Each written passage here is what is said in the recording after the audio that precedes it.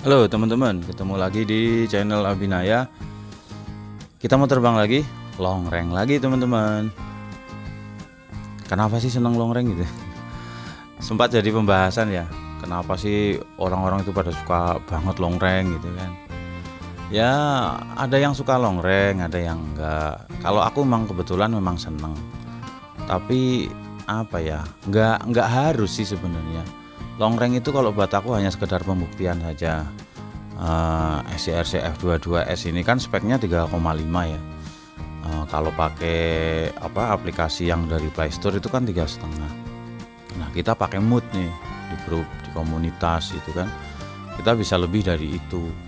Aku pernah nyoba long range sampai di jarak 35, 36, 37, cuma belum pernah lebih dari itu. Yang paling penting long range itu satu kalau buat aku pembuktian, yang kedua itu uji mental sih sebenarnya. Karena yang namanya main drone kan beresiko ya teman-teman kan tahu itu. Nah, ini sekalian nanti kita sambil bahas nih tips-tips terbang long range versinya aku, tapi ya teman-teman ya versinya aku itu. Oke, jadi kalau untuk long range itu beberapa hal yang harus dipersiapkan. Yang pertama adalah keyakinan dulu. Yakin, teman-teman harus yakin dulu. Yakin ini artinya gini, teman-teman harus tahu resikonya long range, harus tahu pada saat drone masih ada di pandangan, kemudian sudah lepas dari pandangan, enggak kelihatan sensasinya bagaimana, khawatirnya bagaimana, kayak gitu tuh. Teman-teman harus paham itu. Terus kemudian yakin yang kedua itu kalau menurut aku memastikan dulu armadanya betul-betul aman, betul-betul sehat. Aku pernah crash ya, drone aku pernah crash ini karena memang tak pikir ya ceroboh sendiri sih. Karena hanya seneng terbang tanpa ngecek propeller aman enggak. Nah, pas crash itu kemungkinan besar karena propellernya sudah retak di bagian yang belakang yang tengah itu. Jadi itu yakin itu artinya teman-teman harus betul-betul yakin kondisi baterai bagaimana, drone-nya bagaimana. Teman-teman juga harus paham ini baterai drone-nya kuat berapa lama buat terbang, aman tidak, kembung atau tidak, sekalipun kembung jaraknya berapa nanti kira-kira kan seperti itu. Terus tips yang kedua dari aku, orientasi medan teman-teman. Ini sangat penting. Di tempat aku pohon itu tinggi-tinggi, setidaknya sekitaran 20 sampai 25 meter. Yang pertama adalah kaitannya dengan setelan RTH. Kita harus RTH di ketinggian berapa.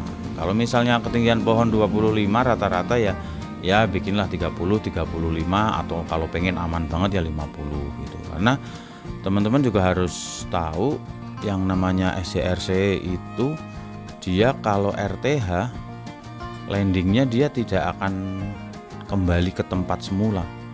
Sangat jarang SCRC yang dia terbangnya di situ dan akan balik ke situ, pasti akan bergeser beberapa meter. Teman-teman harus memahami itu juga.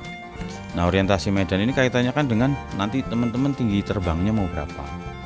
Itu kalau di aplikasi resmi kan 120 ya. 120 maksimal. Kalau di mood kan bisa sampai 500. Itu jadi yang kedua itu tadi teman-teman, orientasi medan. Terus yang ketiga itu kalibrasi. Dan kalibrasi ini yang selalu jadi perdebatan. Sebenarnya penting nggak sih kalibrasi gitu? Wajib nggak sih? Sebagian teman-teman ada yang mewajibkan. Tapi kalau buat aku sih enggak. Kenapa enggak? Selama tidak terjadi masalah, tidak muncul pesan error di layar HP gitu ya, di FPV-nya.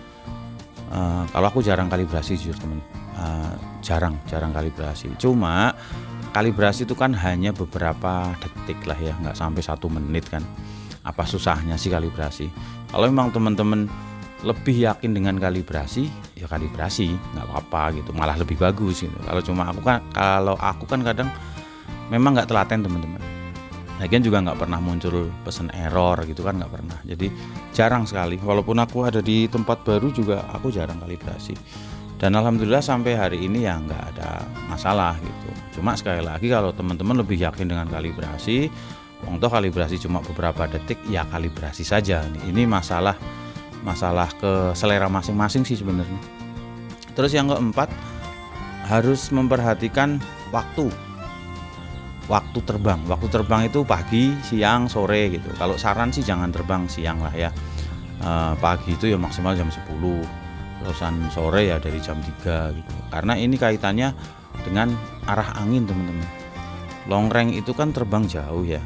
Teman-teman harus memperhatikan arah angin itu kemana. Akan lebih baik kalau misalnya teman-teman terbang itu melawan angin. Jadi pada saat baterai sudah terkuras, dia akan pulang, drone akan pulang dengan mengikuti arah angin. Itu jadi agak terbantu dan baterainya jadi sedikit lebih aman. Itu pun tidak menjamin gitu ya, tidak menjamin. Artinya teman-teman itu drone-nya berangkat ngelawan angin, terus di sana anginnya baik-baik saja gitu, nggak ada jaminan kayak gitu. Kadang drone walaupun GPS ya dia tetap akan mungkin beberapa meter tetap akan bergeser dan seperti itu teman-teman. Terus kemudian kalau tipsnya aku yang nomor 5 itu kapan waktunya kita RTH. Kalau aku RTH itu di maksimal baterai 50% teman-teman. Di 50% kalau aku harus sudah balik. Lepas itu waktunya jarak terbangnya sudah terpenuhi atau belum. Karena biasanya sih aku belum terpenuhi masih 60%, 65% itu biasanya kan. Karena tempat aku longreng itu memang susah teman-teman ya, pegunungan ini seperti teman-teman lihat sendiri. Perbukitan seperti ini ya, perbukitan, pegunungan gitu.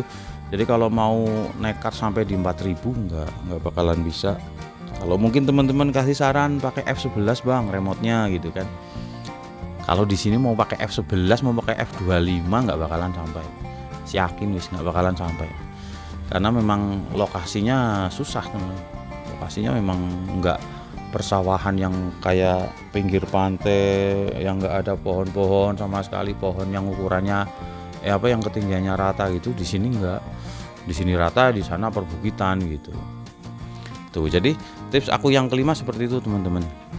Waktu RTH ya, RTH-nya.